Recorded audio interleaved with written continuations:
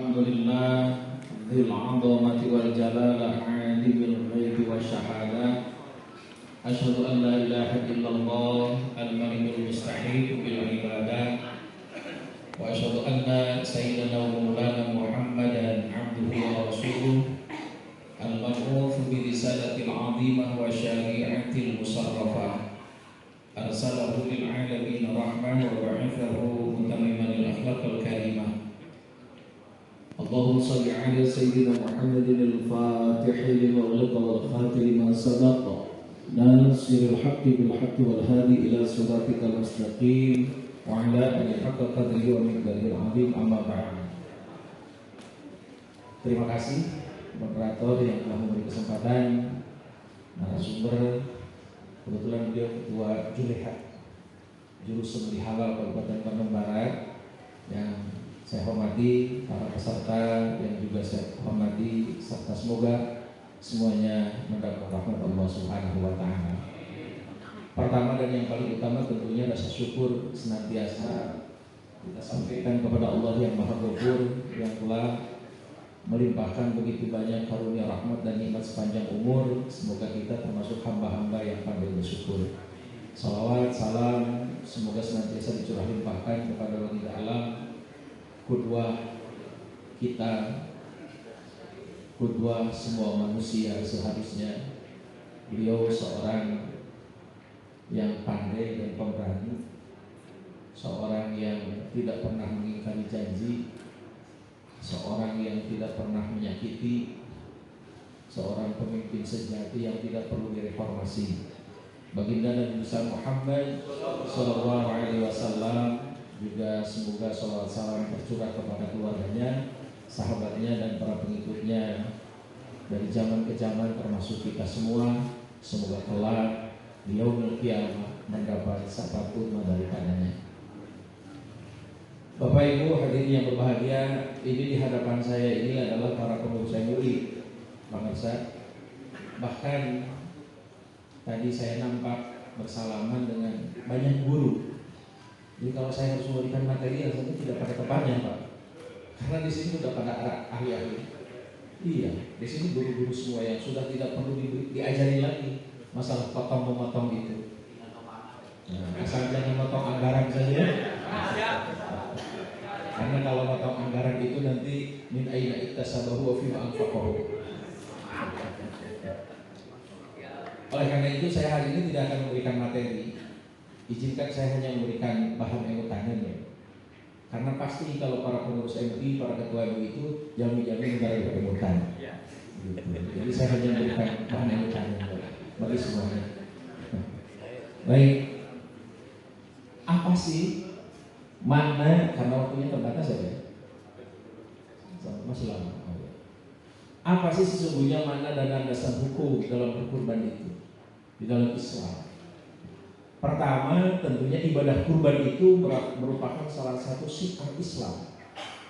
Wa may yu'azzim sya'airallah fa innaha min taqwal qulub. Siapa orang yang mengagungkan syiar Allah, maka itu sebenarnya bagian daripada ketakwaan hati.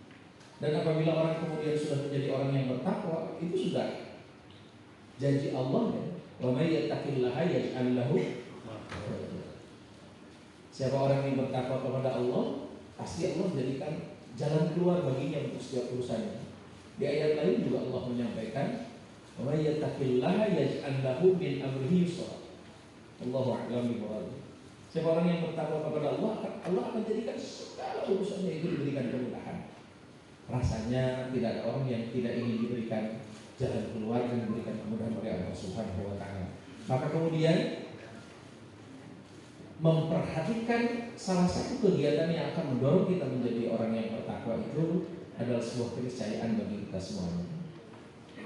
Nah, di mana ibadah kurban itu syarat sekali dengan nilai-nilai keimanan tentunya, dengan nilai-nilai ketaatan dan pengorbanan. Ibadah ini mengandung hikmah sosial dan spiritual yang sangat tinggi. Jadi kurban itu bukan hanya dimensi ketaatan kepada Allah Subhanahu wa taala, tapi ada dimensi hubungan dengan sesama manusia.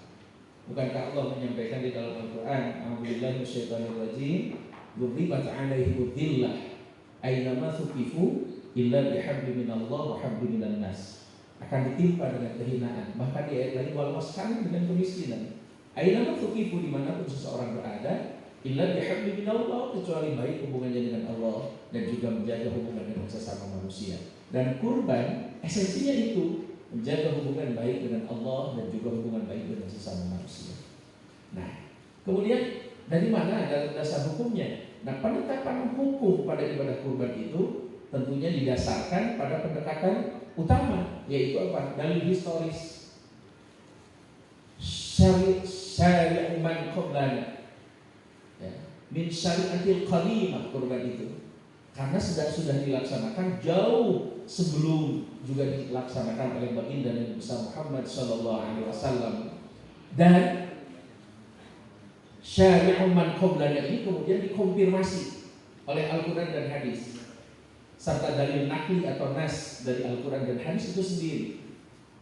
Dalil historis dari syariat umat sebelum Islam itu, yaitu syari'u man qablana, dapat diterima tentunya sebagai landasan hukum selama didukung atau dikonfirmasi oleh Al-Quran dan Al-Hadis. Konfirmasi itu seperti apa?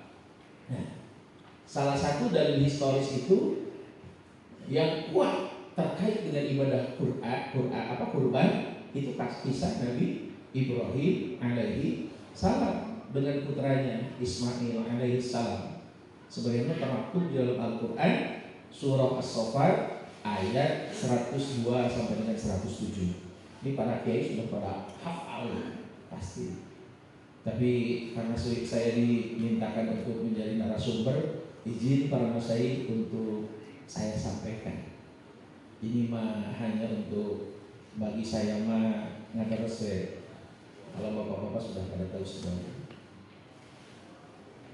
Ini disampaikan oleh Al-Quran di dalam Al-Quran oleh Allah Subhanahu wa taala, "A'udzubillahi minasyaitonir rajim. Falamma balagha ma'ahu sa'ya." Ketika telah sampai Ismail itu kepada umur dia bisa berusaha bersama-sama. Saat itu Nabi Ibrahim diperintahkan oleh Allah untuk membangun Ka'bah. Dan Ismail sudah bisa membantu.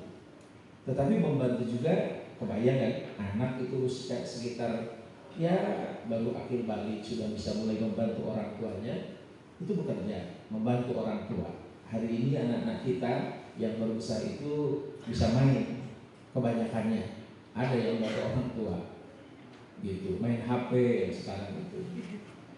Nah, maka ikut membangun, dan yang dibantu oleh Ismail alaihissalam itu adalah hijir Ismail. Semoga yang hadir di sini yang belum suatu ketika Allah takdirkan bisa sholat di hijir Ismail. Mudah-mudahan yang buatan sepotong gitu. Dan itu sama dengan sholat di dalam Ka'bah. Hari ini juga saudara-saudara kita sedang melaksanakan ibadah haji karena suci Mekah Al-Mukarramah. Dan hari ini memang banyak sekali persoalan. Kalau dulu Pak Ustadz Yeye dari Gampang itu satu kloter satu hotel.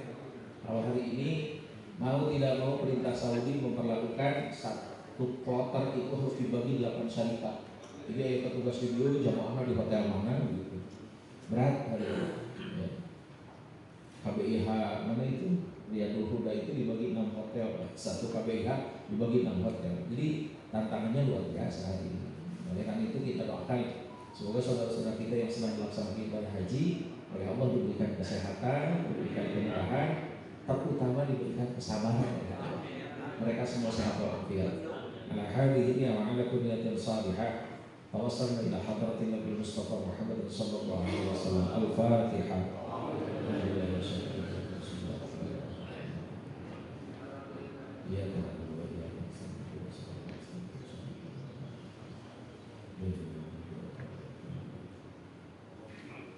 Ya falamma balagu ma'ahu sa'ya, maka tatkala ini sudah sampai pada umur sanggup berusaha bersama-sama Ibrahim, maka kemudian Nabi Ibrahim itu berkata kepada anaknya, qala ya bunayya inni ara fil manami anni adbahuka.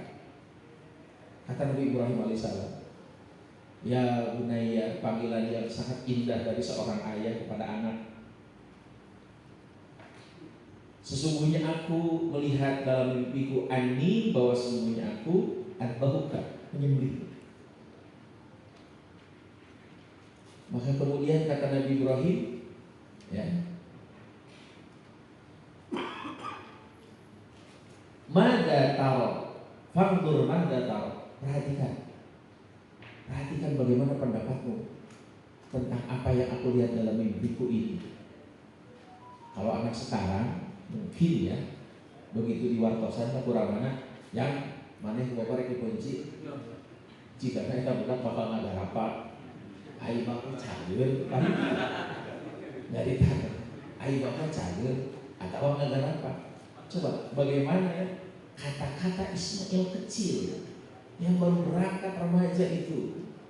Qala ya abati, kata Nabi Ismail kecil itu ya abati al ma tu'maru.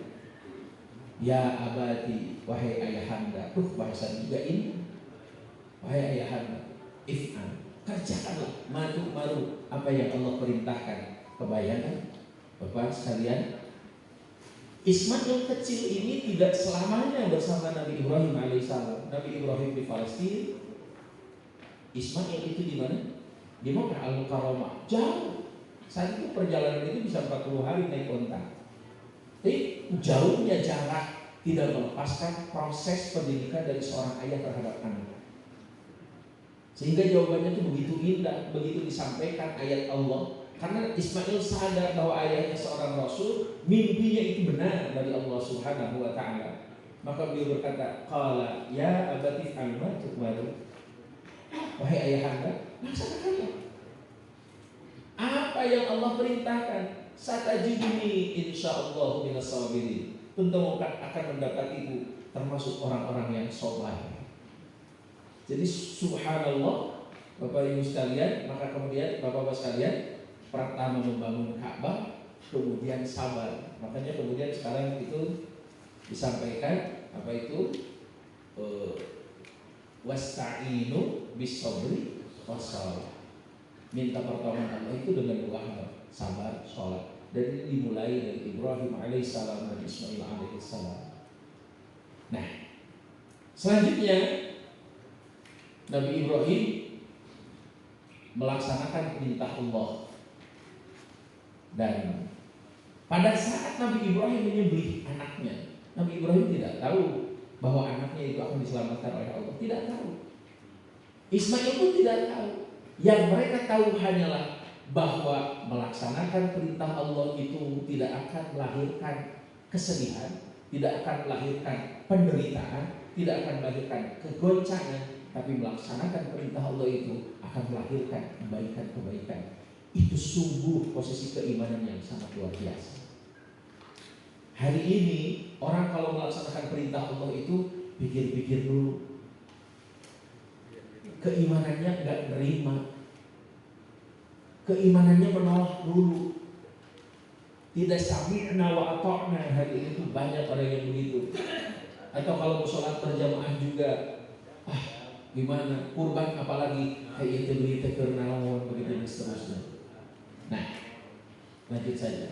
Nah, kisah ini menjadi landasan historis yang menegaskan bahwa ibadah kurban memang telah disyariatkan sejak zaman Nabi Ibrahim alaihissalam. Ketaatan Nabi Ibrahim dalam menjalankan perintah Allah untuk menyembelih putranya serta keteguhan Nabi Ismail dalam menerima perintah tersebut menunjukkan esensi kurban sebagai wujud totalitas pengabdian kepada Allah Subhanahu wa taala. Itu totalitas pengabdian pada Allah Subhanahu wa taala. Maka di bulan Zulhijjah insyaallah nanti sore kami akan melaksanakan Ru'yatul Hilal. Bagi Bapak yang memang berkenan hadir, bisa hadir di Boska atau di POB Al-Biruni Unisba Fakultas Kedokteran lantai 8. Insyaallah kami menyelenggarakan Ru'yatul Hilal tiap kali. Saya ingin seperti di Sukabumi di Cibeas, Pak. Saya kebetulan beberapa kali melaksanakan Ru'yatul Hilal di sana. Subhanallah, kalau namanya santri di pesantren penuh, yang menyenak rubuh, yang menyenak teleskop. Kalau di Bandung Barat pada saat pelaksanaan Ru'yatul Hilal bagikan ke orang pakai air yakin hilal ya ongkosnya gitu kan besok harusnya. Nah rasanya gitu Pak. Masya Allah. Kalau bisa abreng-abrengan. Karena memang ru'yatul hilal itu walau bagaimanapun adalah merupakan bagian untuk mengkonfirmasi hasil daripada ilmu hisab. Buktikan rasanya itu ayat hilal begitu. Nanti sore insya Allah kami melaksanakan ru'yatul hilal. Kalau di Bandung Barat tempatnya bagi yang mau hadir tapi harus konfirmasi dulu. Itu di Observatorium Oscar. Tapi kalau kami saya insya Allah akan melaksanakan observatoriumnya itu atau noong bulannya itu insya Allah di POB Al-Biruni Unisba Bandung di puncak Fakultas Kedokteran. Bagi yang mau hadir mangga insya Allah bersama-sama untuk melaksanakan. Kalau kelihatan insya Allah besok itu tanggal 1. Kalau tidak ya Istiqlal. Nah jadi Allah kemudian karena ada totalitas itu, maka kemudian Allah memberikan sebuah pertolongan yang amat sangat luar biasa dan indah. Apa itu? Allah kemudian mengganti Ismail dengan seekor sembihan yang besar yang menjadi cikal bakal ibadah kurban sebagaimana kita laksanakan sampai hari ini. Alhamdulillah. Nah, dalil historis ini dikuatkan oleh sabda Nabi Muhammad SAW yang diriwayatkan oleh Imam Ahmad dan Ibnu Majah dari Zaid bin Arqam. Kata baginda Nabi, qultu aw qalu ya Rasulullah ma hadhil adahi? Qala sunnatu abikum Ibrahim. Qalu ma lana minha? Qala bi kulli sya'ratin hasanatun. Aku, kata baginda Nabi, aku atau mereka bertanya, hai Rasulullah, apakah kurban itu? Nabi Muhammad SAW menjawab, itulah suatu sunnah ayahmu Ibrahim. Mereka bertanya lagi, apakah yang kita peroleh dari kurban itu? Rasulullah kemudian menjawab, di tiap-tiap bulu kita akan mendapat satu kebaikan. Bukankah setiap kebaikan dalam Islam itu yang sudah kita yakini bersama, asru amsalihah, Allah balas dengan 10 kebaikan. Sabarnya Pak jumlah bulu domba yang pencintai ayat tos kantos ketan ya juleha kabayangnya lamun jalmi uninga ieu kana ieu hadis jika hayang tiap tahun kurban ari aya rezeki lah jigana gitu. Ya tapi kalau kita memang tidak diberi kemampuan, tidak mampu beli domba atau beli sapi, nggak apa-apa, cukupkan saja dengan beli panggangan sate, alhamdulillah nggak apa-apa gitu kan. Kan ada yang memberi, masa nggak ada yang menerima. Tapi kemudian apakah kita mau menerima setiap tahun? Ya sekali-kali coba kita menjadi pemberi begitu. Nah, hadis ini secara eksplisit menyebutkan bahwa ibadah kurban merupakan sunnah Nabi Ibrahim alaihissalam yang diteruskan dalam syariat Islam. Dengan demikian, dalil historis ini sah, diterima karena mendapat konfirmasi dari Al-Quran dan Al-Hadis. Nah, lantas dari Al-Quran yang hadisnya yang lain ada enggak? Selain dari historis, ibadah kurban juga memiliki landasan yang kuat, nas di dalam Al-Quran dan Al-Hadis ya. Secara tegas Al-Quran memerintahkan umat Islam untuk melaksanakan kurban sebagaimana dari ibadah ya, sebagai bagian daripada ibadah, yaitu di dalam surah Al-Kautsar ayat 2, fasholli li rabbika wanhar. Tadi dibacakan oleh qari, dimulai dari ayat a'udzubillahi minasyaitonirrajim, inna a'tayna kal kautsar. Sungguhnya aku telah memberikan kepadamu kenikmatan yang banyak. Fasholli li rabbika wanhar. Maka kemudian tentu saja salat dan kurban ini adalah bagian daripada rasa syukur karena Allah telah menganugerahkan begitu banyak kenikmatan pada hamba-hambanya. Di sisi hadis, Nabi Muhammad SAW menegaskan pentingnya ibadah kurban melalui sabdanya yang diriwayatkan oleh Imam Ahmad dan Ibnu Majah dari Abu Hurairah. Beliau berkata, "Man wajada sa'atan falam yudhi fala yaqrabanna musallana." Barang siapa mempunyai keluasan rezeki, mampu untuk berkurban, tetapi dia tidak mau berkurban, maka jangan dia mendekati tempat kami, yaitu tempat sholat baginda Nabi besar Muhammad Sallallahu Alaihi Wasallam. Karena baginda Nabi itu ya rumahnya itu bersebelahan dengan Raudhah. Semoga yang ada di sini saya doakan suatu ketika bisa bersujud dan kemudian bertakarub kepada Allah di Raudhah di Madinah Al-Munawwarah. Kenapa? Karena baginda Nabi mengatakan, "Man jarani ba'da wafati kaman jarani fi hayati." Siapa orang yang mendatangiku setelah kematianku seperti orang yang datang kepadaku di saat hidupku. Wa man jarani, siapa orang yang jarak kepadaku, wajibat lahu syafaati, wajib baginya pembelaanku kelak di sisi Allah Subhanahu wa taala.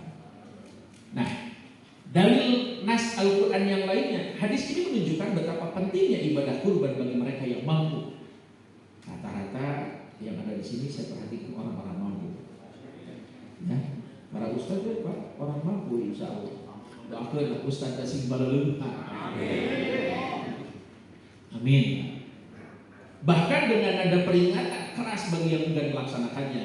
Selain itu sabda Nabi Muhammad yang diriwayatkan oleh Imam Ahmad dari Jubair Ibnu Mut'im yang menyebutkan kullu ayamin at-tasyriqi dzabhun. Tiap-tiap semua hari tasyrik itu adalah hari menyembelih. Hari tasyrik itu tanggal berapa? 11, 12, 13 Hijriah. Hijriah, maaf. Zulhijjah, mohon maaf. Kita kan nanti tanggal 8 nih sudah siap-siap orang dari hotelnya masing-masing menuju ke mana? Ada yang ke Arafah, ada juga yang ke Mina. Dua-duanya la haraj, boleh. Boleh. Yang ke Mina dulu, baginda Nabi dulu memang ke Mina dulu. Untuk apa? Untuk mengumpulkan bekal. Tapi Ummu Salamah, ya Rasulullah, izinkan saya langsung ke Arafah. Lah harus, kata Rasul, boleh, silakan.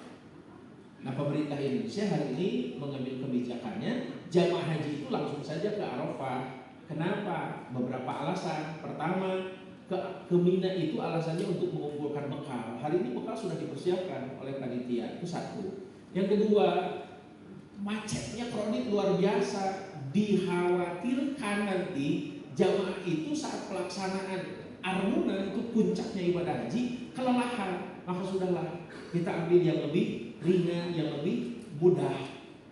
Darul mafasid muqaddamun ala jalbil masalih.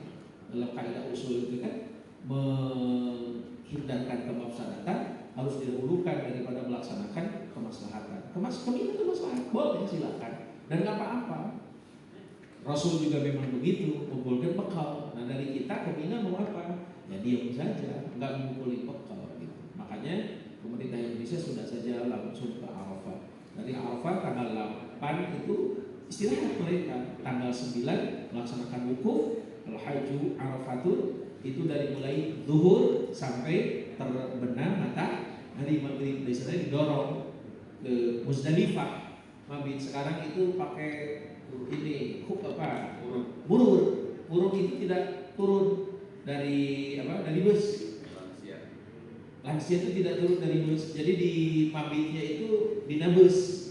Nanti setelah lewat tengah malam baru didorong.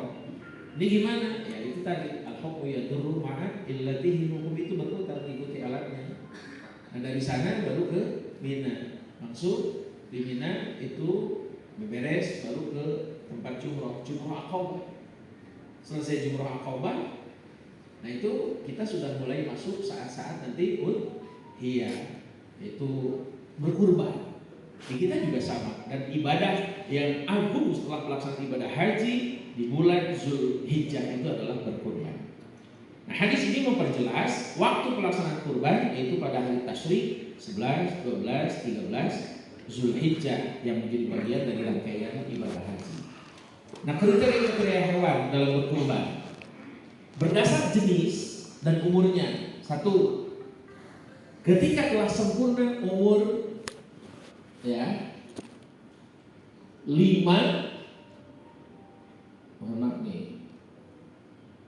sapi dan kambing.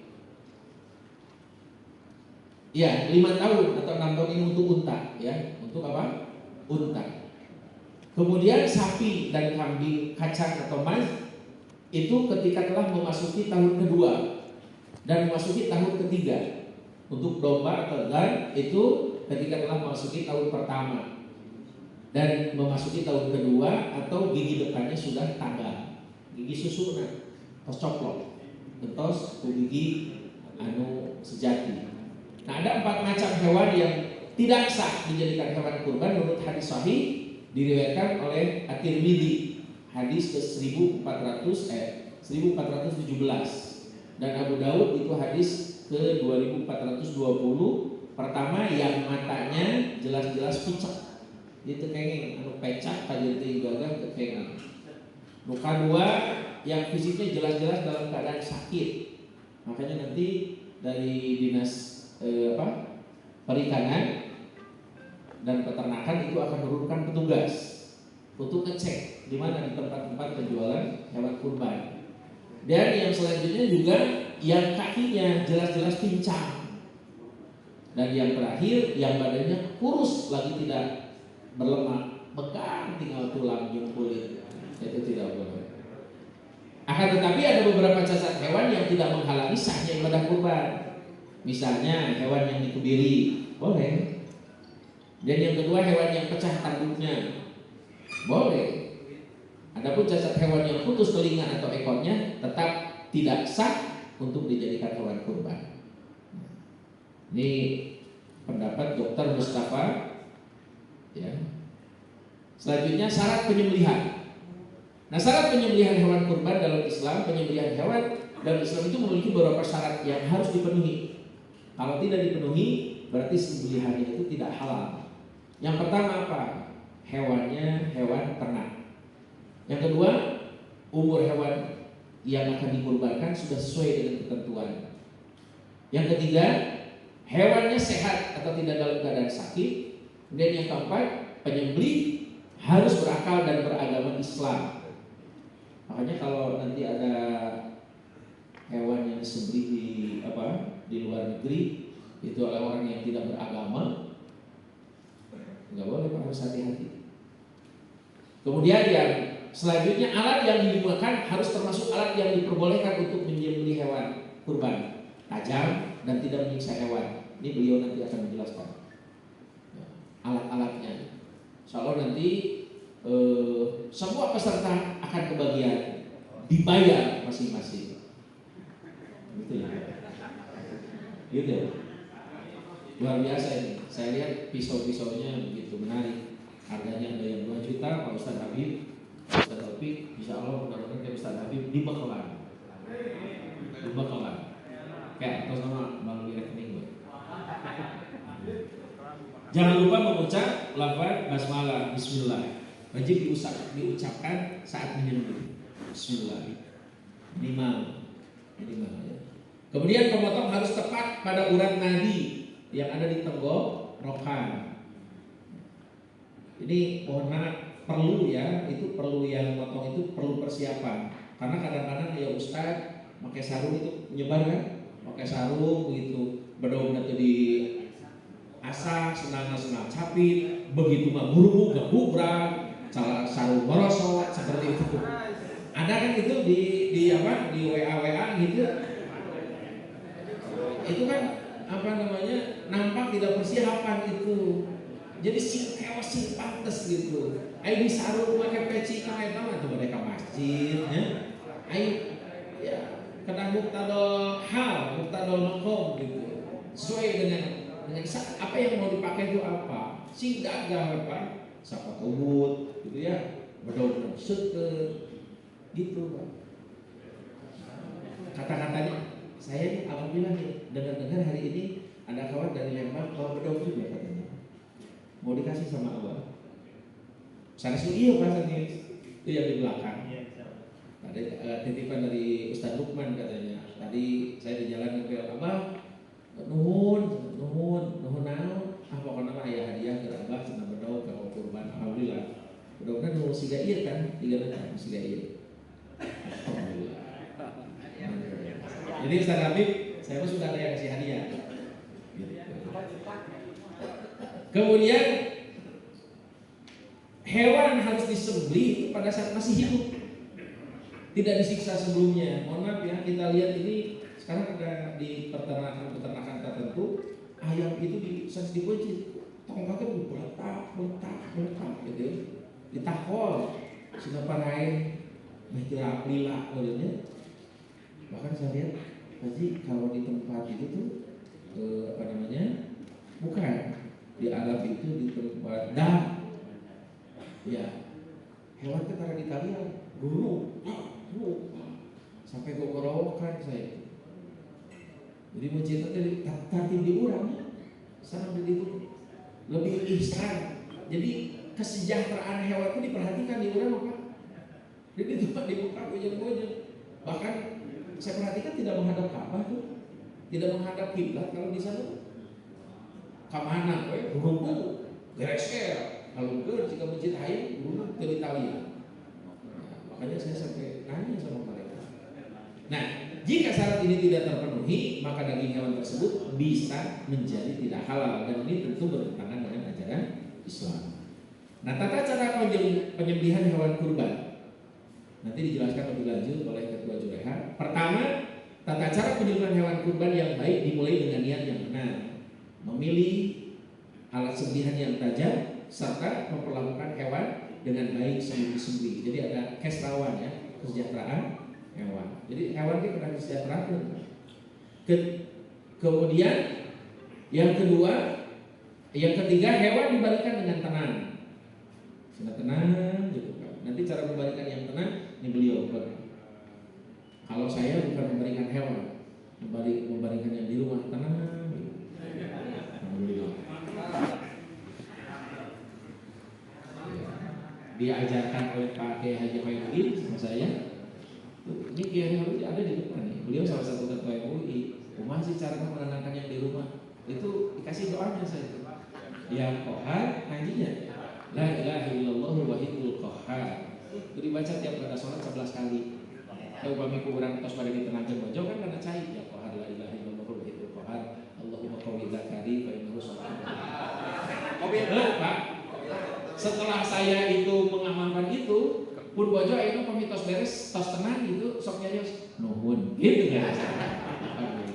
Nuhun Kang Haji ya ampun. Ditampi kok. Wa la ilaha illallah wahidul.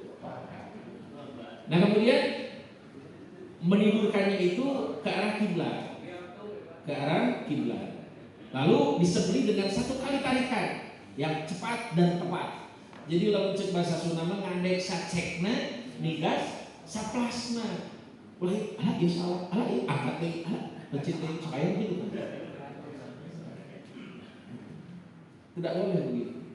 Jadi kudu ngandek sacekna nigas saplasna teh artinya di mana kita mau ngagoreng sakeun peso atau bedog teh tos kurang tos dipaparan. Oh di dieu.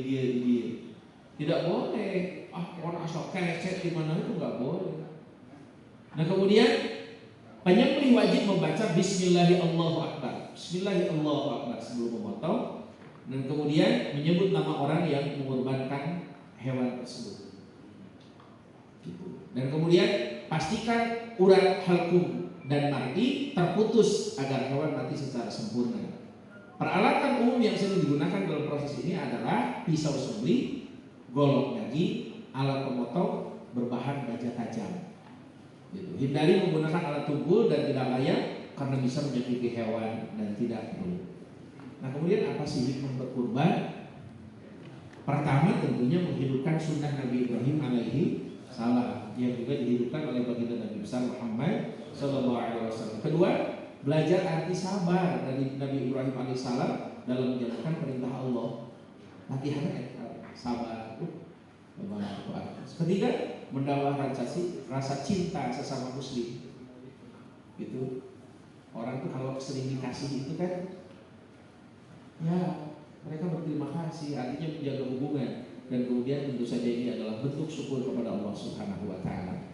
Demikian yang bisa saya sampaikan, semoga ada manfaatnya. Wassalamualaikum warahmatullahi wabarakatuh. Berbicara tentang